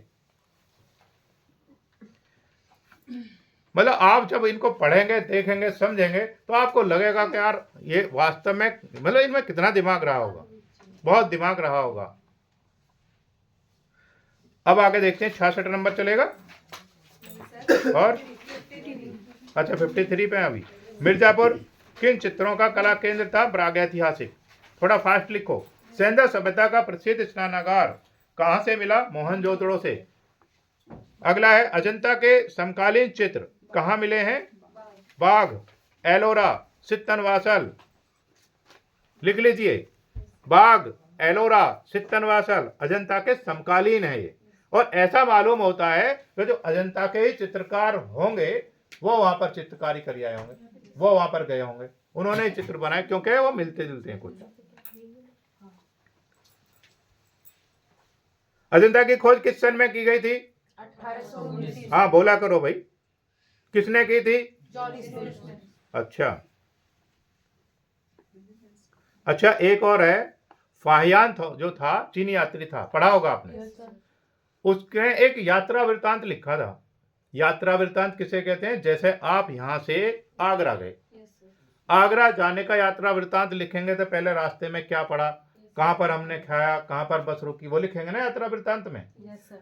अब वही इन्होंने, फाहियान ने लिखा यात्रा वृत्तांत भारत का। कौन था फाहियान? चीनी यात्री था। अब उसने जब यात्रा वृत्तांत लिखा तो उसमें उसने अजंता का जिक्र किया है, अजंता का जिक्र किया। तो ये सवाल पूछ लेता कई बार, किस चीनी यात्री ने अपने लेख में अजंता का जिक्र किया है? तो किसने किया था? फाहियान। कौन था? वेरी गुड, चीन से आया था, अपना यात्रा वृत्तांत लिखा और उसे नहीं पता था ये किस काम आएगा। जब लिख दिया तो उसने लिख दिया रास्ते में क्या क्या पड़ा था, यस सर। है ना। तो समझ लीजिए उस समय भी वर्णन मिलता है इसका फाहियान के लेख में, यात्रा वृत्तांत में। सर्वप्रथम लघु चित्र किस पर बनाए गए हैं? ताड़पत्र। अच्छा भाई, तुमसे ना विशेष रिक्वेस्ट है, ये जो लिखवाया जाता है उसको याद कर लेना। ऐसा नहीं याद किया और फेंक दिया, ये लिखा और फेंक दिया है उसको। जो लिखवाया जाता है उसको ध्यान में जरूर रखना। अभी तुम्हारे सफलता में समझ लीजिए ये मील का पत्थर बनेंगे, ये टेस्ट मील का पत्थर, यानी तुम्हें सफल कर देंगे ये। लेकिन करेंगे उसको जो उसको अच्छे से पढ़ेंगे, समझेंगे। फिर भी कुछ समान समझ में नहीं आता, कोई सवाल जिस पर दिक्कत आती है आपको, आप मुझे बताओ, दोबारा बताने का मौका मिले ना मिले। जैसा अभी सरोज ने बताया कि सर नीला रंग नहीं बताया, ठीक है, तो ये याद में आ जाना चाहिए अपने आप एकदम। सर्वप्रथम लघु चित्र किस पर बनाए गए हैं? ताड़पत्र पर। ताड़पत्रों को क्या कहते हैं? पोथी भी कहते हैं। जिसने पोथी लिखा उसको पोथी का सही कर दो, ताड़पत्र लिखा ताड़पत्र का सही कर दो। और ताड़पत्र कैसे बनाए जाते हैं मैं आपको पहले ही बता चुका हूं। ताड़पत्र बनाने के लिए जो पत्तियां होती थी, ताड़पत्र विशेष पौधों की पत्तियों से बनाए जाते थे, ठीक है, सबसे नहीं। जैसे एक हमारे घर के सामने भी लिखा है पौधा, उसका भी ताड़पत्र बनाया जा सकता है, लगा हुआ है। उसको क्या करते हैं, पौधे की पत्तियां तोड़ेंगे, तोड़ने के बाद पानी गर्म करेंगे, पानी गर्म करने के बाद उसमें जेल डालेंगे। कौन सा? एलोवेरा।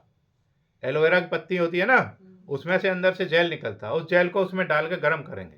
अब उस जेल का क्या काम है, जो पत्तियां हैं वो लचीली हो जाएंगी। अब उसमें पत्तियां डाल देंगे। अब जब गर्म पानी में पत्तियां डालेंगे तो उनका रंग कैसा हो जाएगा? हरे से सफ़ेद हो जाएगा, पीला नहीं होगा मैडम, हरे से सफ़ेद हो जाएगा। हाँ, अब हम अपनी आदत बदलेंगे हैं, और मैडम बोलेंगे आपको, ठीक है। तो उसका रंग कैसा हो गया? सफ़ेद हो गया। सफ़ेद पर फिर आसानी से लिखा जा सकता। और उसमें दो शैलियाँ लिखने की मैं पढ़ा चुका हूँ, दोबारा रिपीट कर रहा हूँ। दो शैलियाँ कौन सी हैं? एक तो शैली ये है, जैसे ये कलम है, कलम है, अब ये रिफिल खत्म हो जाए इसकी तो क्या करेगी? ये लिखेगी नहीं, लेकिन पीछे से खुरदरा सा लिख सकती खुरदरा नहीं, अपना स्थान छाप छोड़ेगी, छोड़ेगी ना। है। Yes sir. जैसे मैंने यहाँ पे लिख दिया यस सर।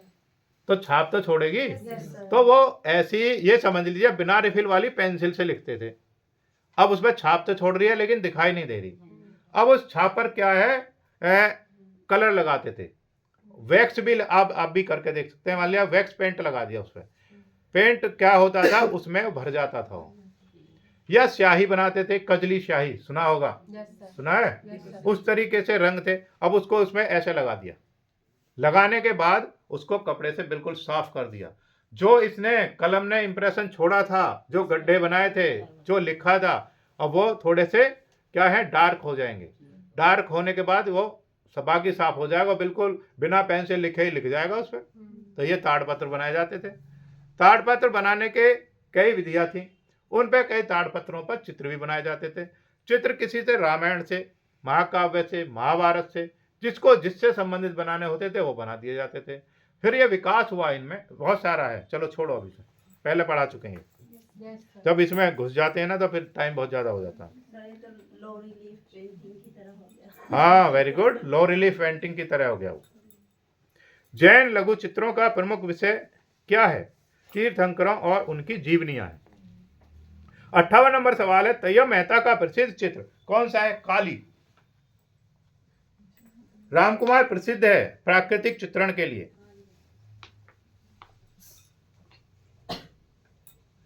अच्छा, रामकुमार का एक और चित्र प्रसिद्ध है भाई, बनारस के चित्रों की श्रृंखला बनाई थी वहां, बनारस घाट के, वहां पे मंदिर, घाट, नावें, ये सब बनाई है, एक श्रृंखला बना रखी है पूरी, है? यस सर, आगे है। और वेरी गुड, चलिए बनारस श्रृंखला लिख लीजिए फिर भी। शहर, ये प्रसिद्ध चित्र हैं इनके। बेरोजगार, आप नहीं लिख रहे हैं। खंडहर, खंडहर किसे कहेंगे? टूटे हुए, खंडित भवनों को, जो खंडित हो जाते हैं भवन, खंडित से ही खंडहर बन गया। दुल्हन,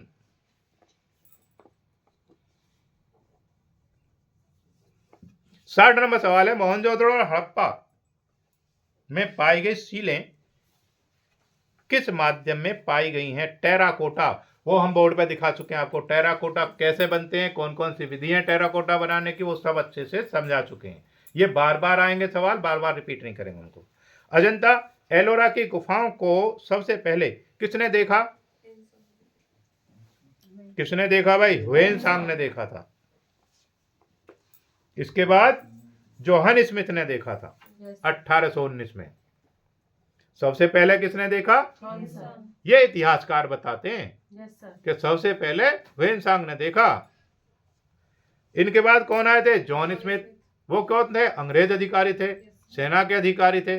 वो आए, घूमते घूमते वहां पहुंच गए, उन्होंने देखा, तो फिर उनका नाम भी हो गया इसमें। कौन थे ये? ह्वेनसांग, हाँ इतिहासकार थे। 5वीं शताब्दी में चीनी यात्री थे, यस सर, चीनी यात्री थे, पहले भी आया सवाल ये। कुतुब मीनार किसके द्वारा बनवाया गया था? कुतुबुद्दीन ऐबक। पूरा किसने किया? इल्तुतमिश ने। Very good. इसमें भी कई सवाल हैं, लेकिन तुम्हारा इतना ही काफी है। एलोरा में कौन सा मंदिर एलोरा की जान है? कैलाश मंदिर। कंदरिया का महादेव मंदिर कहाँ स्थित है? खजुराहो। खजुराहो में आपका बोर्ड पे दिखा चुका हूं, उसको दिखाने की जरूरत नहीं है। जंतर मंतर किसने बनवाया था? सवाई जैसे हाँ, राजा सवाई जयसिंह। जयसिंह नहीं, राजा सवाई जयसिंह द्वितीय। यस सर, राजा सवाई जयसिंह, क्योंकि सवाल ये कंफ्यूजन में ही आएगा तुम्हारे लिए, लिखा रहेगा राजा सवाई जयसिंह, राजा सवाई जयसिंह प्रथम, राजा सवाई जयसिंह द्वितीय, यस सर, राजा सवाई जयसिंह तृतीय। अब उनमें से आप कंफ्यूजन होगा, है तो राजा सवाई सिंह ही है। अब ये पता होना चाहिए है कौन सा। 100% एक सवाल यहां से आता, अदर कंपटीशन में भी आ जाता है। यस सर, लिखिए, राजा सवाई जयसिंह द्वितीय, द्वितीय को सेकंड बोलते हैं। 1724 से 1734 के बीच, 24 से 1734 के बीच ये है जंतर मंतर। ये देख सकते हैं भाई, जंतर मंतर। अब इसके बारे में लिखिए, यहां से एक सवाल आएगा, एक सवाल जंतर मंतर से संबंधित आ जाएगा। लिखिए थोड़ा सा इसमें, लिखिएगा, जंतर मंतर को यूनेस्को की विश्व धरोहर सूची में, जंतर मंतर को यूनेस्को की विश्व धरोहर सूची में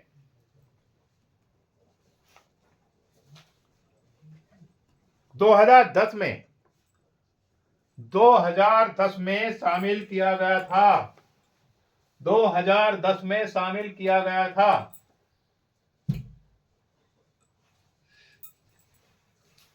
2010 में शामिल किया गया था। अच्छा, ये अलग अलग जगह पर बनाया हुआ है, लेकिन विशेषता क्या है? बनाया सवाई जयसिंह द्वितीय नहीं है। ठीक है, इसमें ये तुम्हारे लिए बहुत अच्छी बात है। अलग अलग याद करने की जरूरत नहीं है, बस स्थान देखना है कौन से स्थान का है। ठीक है, बनाने वाला कौन है? एक ही है, सवाई जयसिंह द्वितीय। लिखो आप फिर इसमें।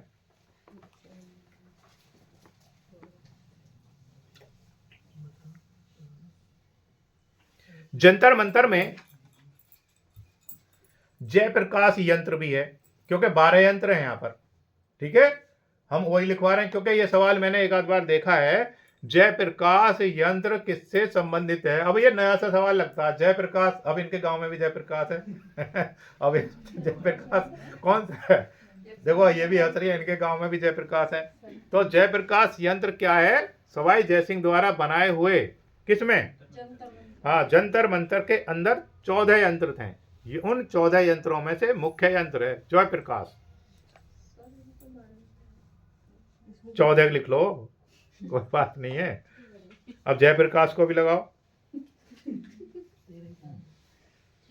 हाँ, लिखो अब इसमें।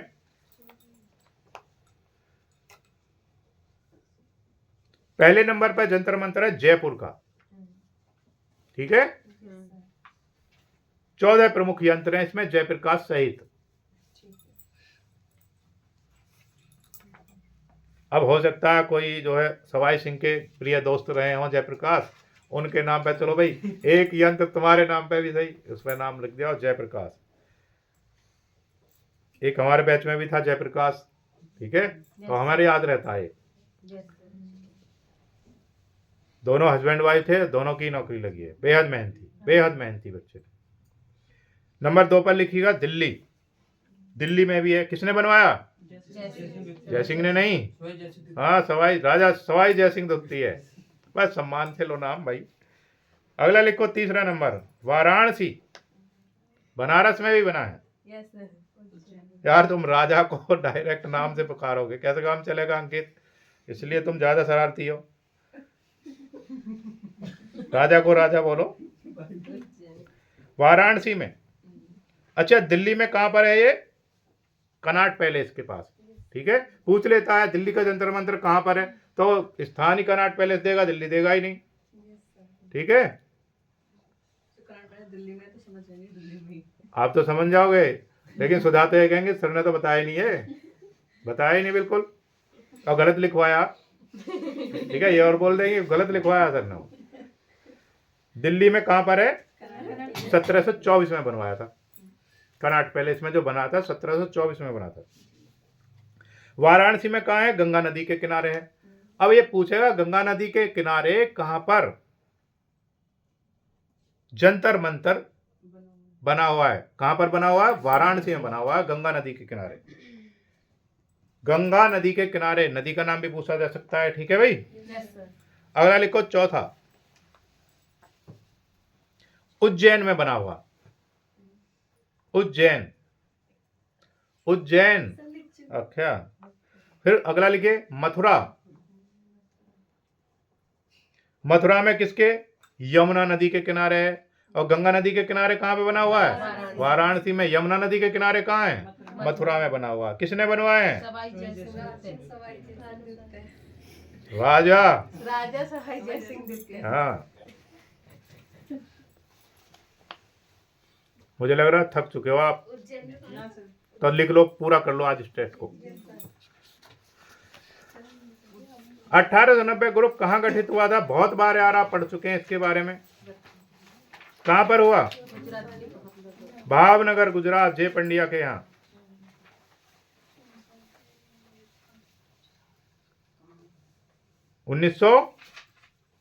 किस सन में? 1963। 25 और 26 अगस्त 1963। अगर 63 नहीं देता, पेपर में 62 देता, तो 62 से भी संतुष्ट हो जाना, ठीक है। कभी आयोग पर केस कर दो, नहीं सर ये तो 62 नहीं 63 था, वो मान लिए जाते हैं आसपास के। से गुजरात में। हाँ, गुजरात भावनगर। आगे है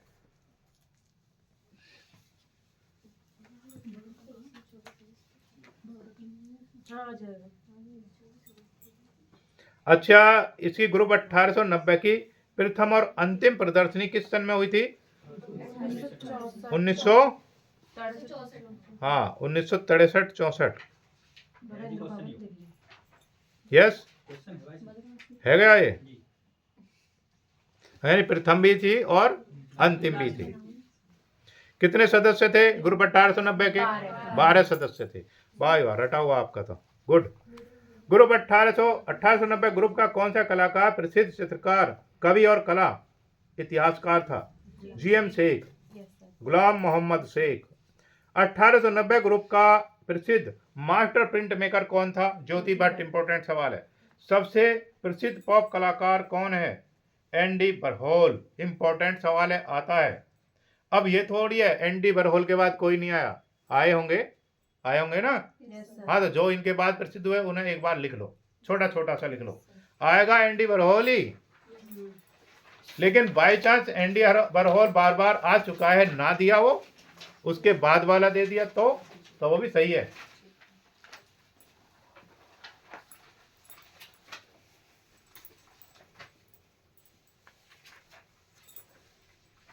राय चिलेस्टीन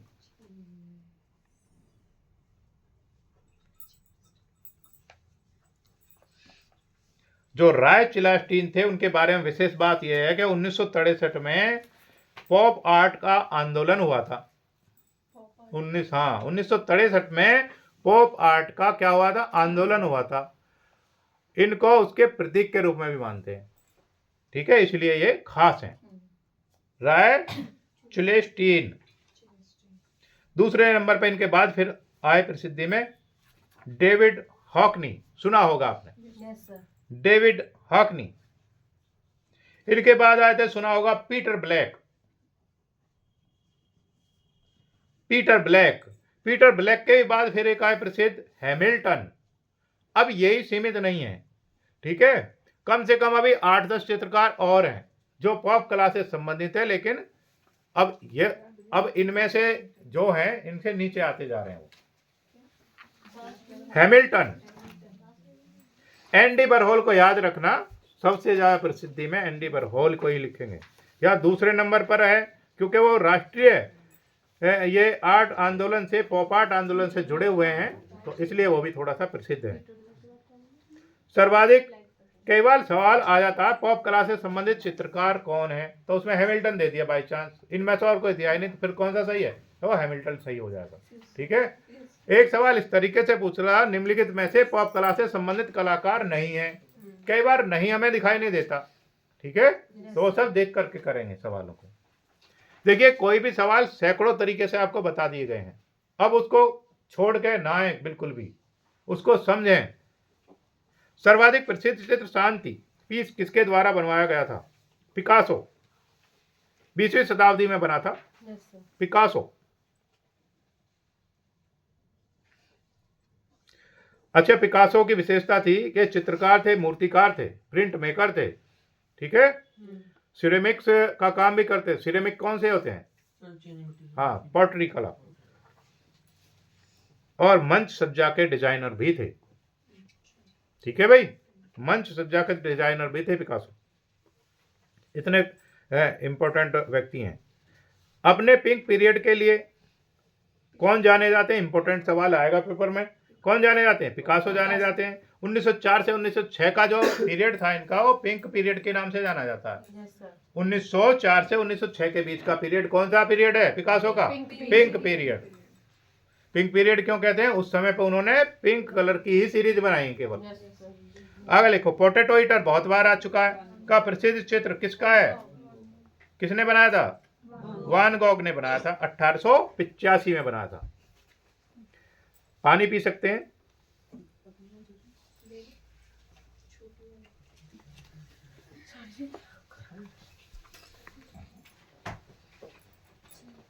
अमृता शेरगिल लिख लिया। वान गोग Yes, sir. 1885 में बना, और ये कहाँ पर? नीदरलैंड के नुइनन में है। नीदरलैंड के नुइनन में चित्रित किया गया था। नुइनन, नन में चित्रित किया गया था। 73 नंबर सवाल है, अमृता शेरगिल के चित्रों को किसने प्रोत्साहित किया? यामिनी राय भी ठीक है इसमें, ठीक है। अगर किसी ने लिखा है उनकी माता ने, तो माता ने भी तो प्रोत्साहित किया था। सबसे पहले बच्चे कौन प्रोत्साहित करेगा? हाँ, तो जाहिर सी बात है भाई, क्योंकि वो कलाकार थी। किसकी कलाकार थी मधु? हाँ, ओपेरा की कलाकार थी। Very good. इनके चाचा थे इरविन बकेट, जो चित्रकार थे, खुद ही चित्रकार थे वो। इरविन बकेट जो इनके चित्रकार थे, चाचा थे, उन्होंने भी इनको प्रोत्साहित करा। ठीक है। आपने क्या बोला? यामिनी राय। हाँ, यामिनी राय ने भी प्रोत्साहित किया था इनको। प्रगतिवादी समूह का कौन चित्रकार पेरिस में बस गया? रजा। खजुराहो में कितनी संख्या में मंदिर हैं? लगभग 85 थे कभी, ठीक है। अब कितने हैं? 30। अगर किसी ने लिखा 25 से 30 तो वो बिल्कुल ठीक है, Yes, sir. ठीक है। हाँ, 25-30 मंदिर अभी बचे हुए हैं। 1950 से 1050 के बीच में बने थे। Yes, sir. लिख लीजिए एक सवाल यहाँ पर। 1986 में इन्हें विश्व धरोहर सूची में शामिल किया गया था। 1985 में विश्व धरोहर, सॉरी 86 में, 1986 में विश्व धरोहर सूची में शामिल किया गया था। 76 नंबर, सिस्टाइन चैपल चित्र किसका बनाया हुआ? माइकल एंजेलो का। Michael Angelo. MF Hussain Madhya Pradesh के किस शहर के हैं? इंदौर के।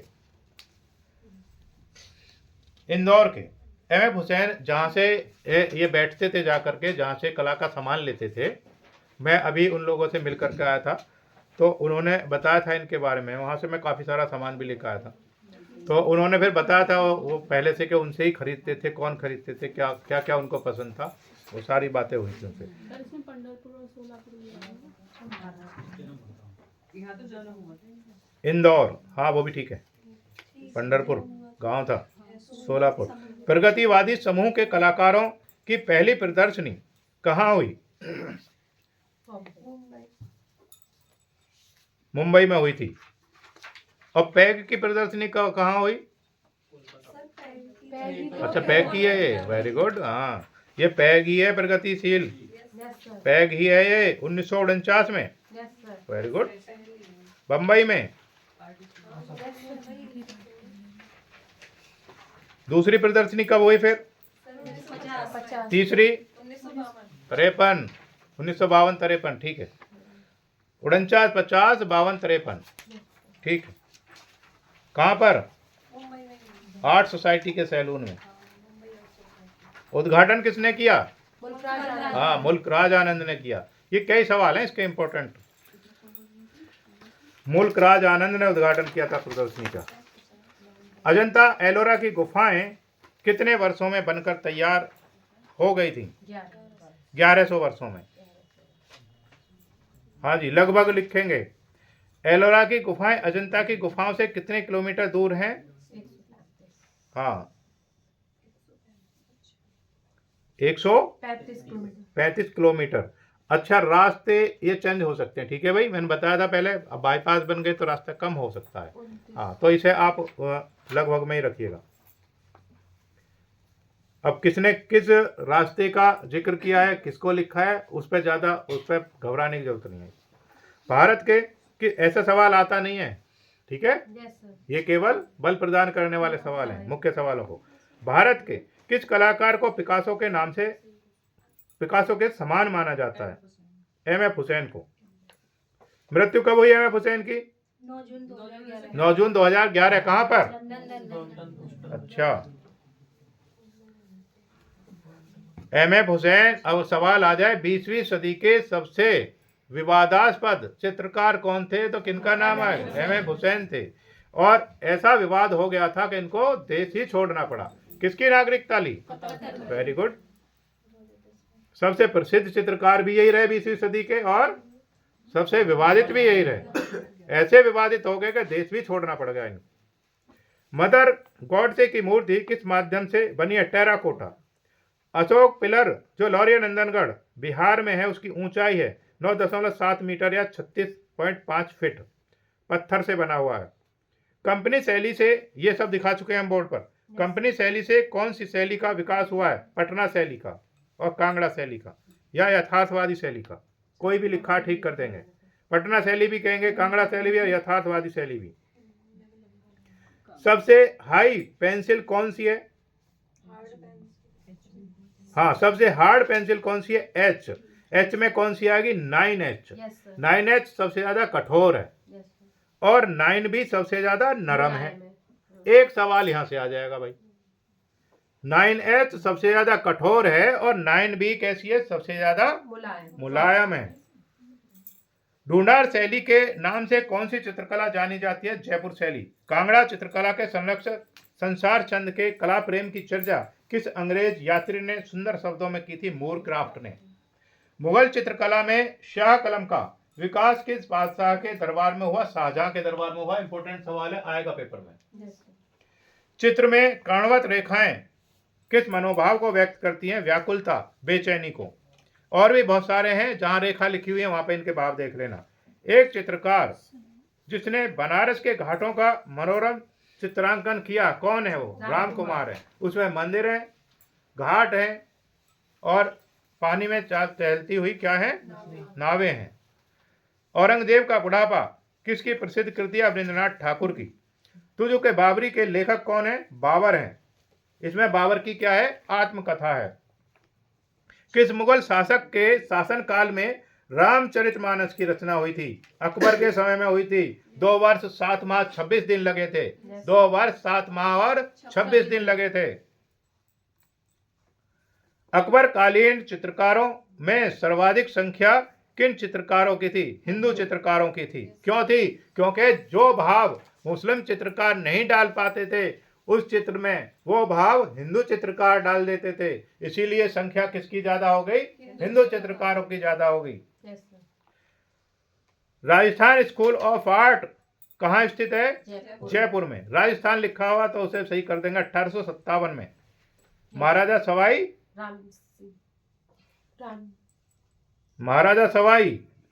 सवाई सिंह ही थे खाली। महाराजा सवाई सिंह 1857 में महाराजा सवाई सिंह ने। ये राजस्थान स्कूल ऑफ आर्ट को आर्ट एंड क्राफ्ट कॉलेज भी बोलते हैं। Art and craft college.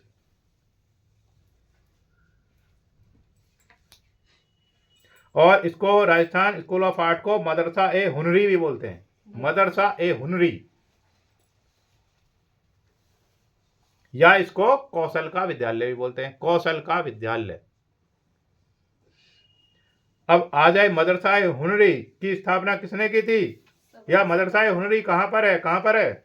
सवाल वही है जो आपने पढ़ा हुआ है।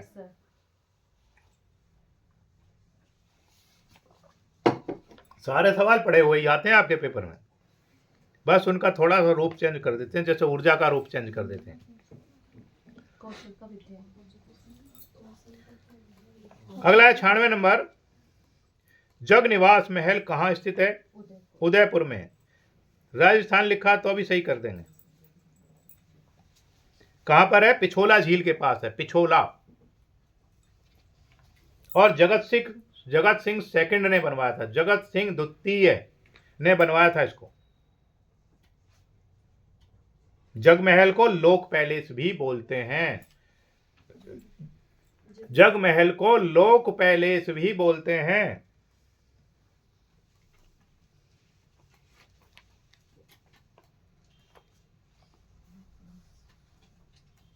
अब लिखेंगे जगमहल को 1971 में, हाँ 1971 में बनवाया नहीं था। 1971 में ताज लग्जरी होटल में बदल दिया गया था। ताज लग्जरी होटल, अब ये क्या है? होटल है। ताज लग्जरी होटल में बदल दिया गया था। ईरानी राजाओं को किस सचित्र मुगल पोथियों में अंकित किया गया है। शाहनामा। शाहनामा। सारनाथ पर धमेक स्तूप के निर्माणकर्ता शासक कौन थे? गुप्त थे। सम्राट अशोक, कुषाण काल के। गुप्त। गुप्त काल के थे। अशोक है। हाँ, सम्राट अशोक लिखा तो अभी सही कर देंगे उसको। कुषाण काल लिखा तो अभी सही कर देंगे। महात्मा बुद्ध का परिनिर्वाण स्थल कुशीनगर का आधुनिक नाम क्या हो गया? इंपॉर्टेंट सवाल है भाई, आता है ये। कस्या या कुशावती या कुशीनारा?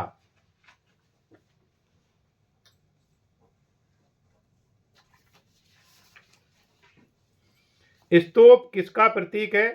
समाधि का है, या बुद्ध के ज्ञान का है, या निर्वाण प्राप्त क्या है? कोई सा लिख दो। हाँ जी, पूजा नहीं, पूजा गृह का। पूजा गृह कहाँ आएगा?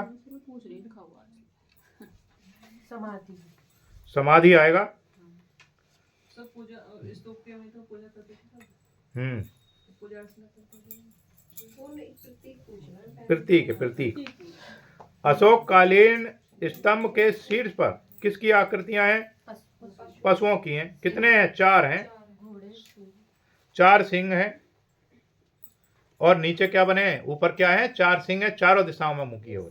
नीचे कौन कौन से हैं? हाथी, घोड़ा, बैल और सिंह। शीर्ष पर कुछ आने दो सर, शीर्ष पे तो सिंह ही आ जाएगा। हाँ, शीर्ष पर तो सिंह है ना। सिंह भी नहीं, 4 सिंह बोलेंगे, ठीक है। सिंह बैल, हाथी घोड़ा सिंह बैल। और 4 सिंह ऊपर हैं, और नीचे कौन कौन से हैं? हाथी, घोड़ा, हाथी, घोड़ा, बैल और सिंह। शेर। शेर वैसे ही नहीं बना दिया कि शेर बना दिया वहां पर। शेर का उद्देश्य था कुछ, क्या? लिख लो। शेर शक्ति का प्रतीक है। शेर शक्ति का प्रतीक है। घोड़ा गति का प्रतीक है। घोड़ा गति का प्रतीक है, यानी कि निरंतर आप जो है चलते रहना चाहिए आपको। बैल स्थिरता का प्रतीक है, और हाथी ज्ञान का प्रतीक है।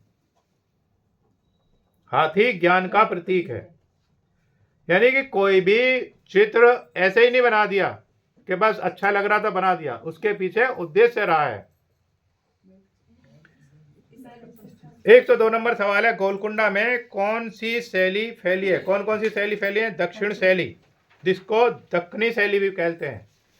दक्षिण शैली, जिसको दक्कनी शैली भी कहते हैं।